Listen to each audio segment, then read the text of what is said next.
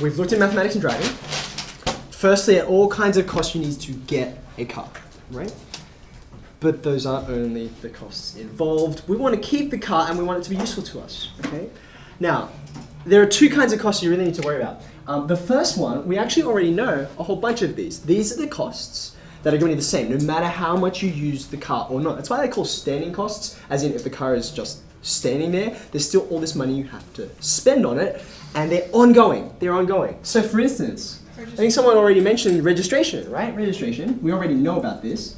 How often do you have to pay for registration? Isn't it every 5? Well, it depends on the registration you buy. Every year. Every year. So Every year. Your license lasts a bit longer than that, but the registration for the car does not. Okay, and that's because cars go through wear and tear. And you might recall, registration, one of the big things about it is making sure the car's still roadworthy and stuff like that. So every 12 months has to be checked, otherwise it's illegal. how much would you have to pay? What's like the average? Between, yeah, it depends on the kind of car. We looked at this, right? The kind of car, what you're using it for, etc. Okay. Can someone tell me another ongoing cost that you have to pay regardless of how much or how little you drive the car? Insurance. Okay, we looked at that. So we talked about the different kinds like CTP and comprehensive, right? We got registration, we got insurance. Now these two things, they're fairly obvious money going out, but most recently, or was it the very last lesson? I think it was the very last lesson that we did. There was kind of this invisible cost because your car gets older and it gets damaged and so it loses value. And we called that depreciation. Very good. Okay, depreciation. Now, there's one more that you already know about. Actually, you might have dealt with it in maybe your first lesson in mathematics and driving. Assuming perhaps you don't actually have like 30 grand just sitting in your bank, but you still want to buy a car. So you go to them, you make a deal, right? You get a loan. So that's going to cost you money, right? What do we call that? Yeah, loan interest, right? And you've got to pay that consistently. Maybe every couple of weeks, maybe every month, all that kind of thing. Now, all of these things are the same, even if your car is just sitting or standing in your garage and not driving it at all. Yeah. Can you buy a car with like lay-by kind of thing? Can you buy a car with lay-by? Can you lay by a car? So hold on. So lay-by, what is lay-by? It's where you can have it, but you like pay it off after a That's a while. lump sum. Yeah. So that's what this is. So most people buy cars on finance is the way we would say it in this context. And yeah, it's exactly the same. It's just like a mortgage, but for a car. Okay. Now there's one extra cost which I haven't included here. We haven't really talked about, which is still a standing cost. It's still something you have to pay ongoing, regardless of how much or how little you drive. Has anyone ever been broken down on the road? Like actually their car, their family. Yeah. Okay. And so what do you get when you're broken down on the road? You get roadside assist. Right now, the biggest company that does that is NRMA, right? But there's lots of other companies that will do it. And this is something you really do want to pay for. What if there's no signal? If there's no signal, then you are in trouble. Then I think you've got bigger problems then. Yeah, that's right. That's why then you can open some stranger's door. Okay, now, And get turned into a human centipede.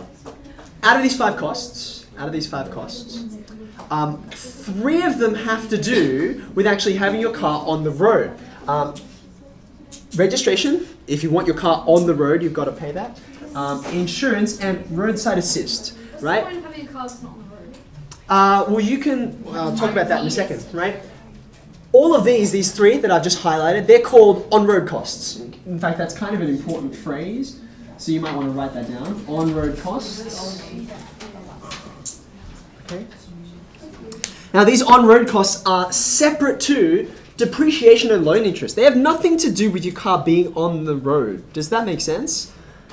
These things are not going to change. They're just dependent on, well, how much is the car's value changing over time? What kind of loan did you get in the first place?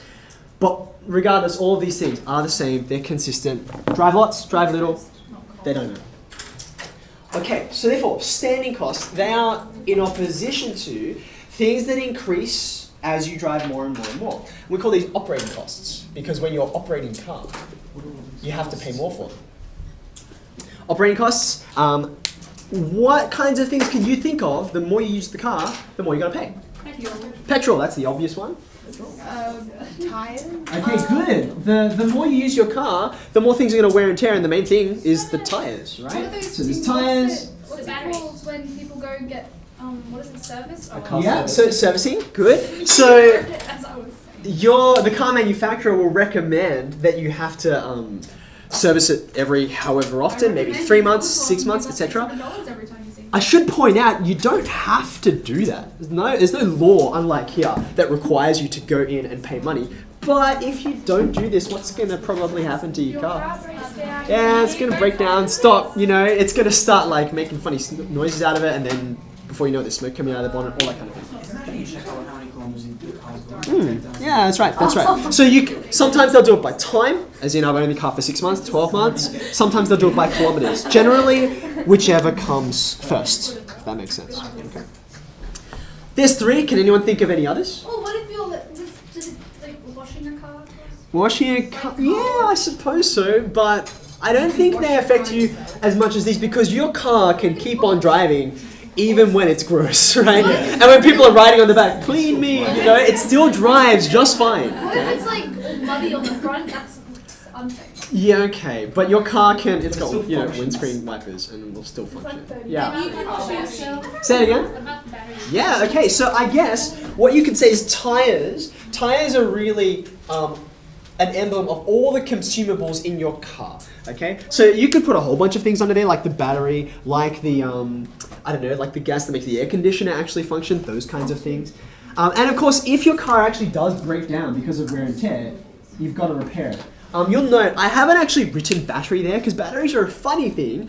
Usually, the more you drive your car, the longer the battery lasts. Does anyone know why? Yeah, Cameron. It charges itself.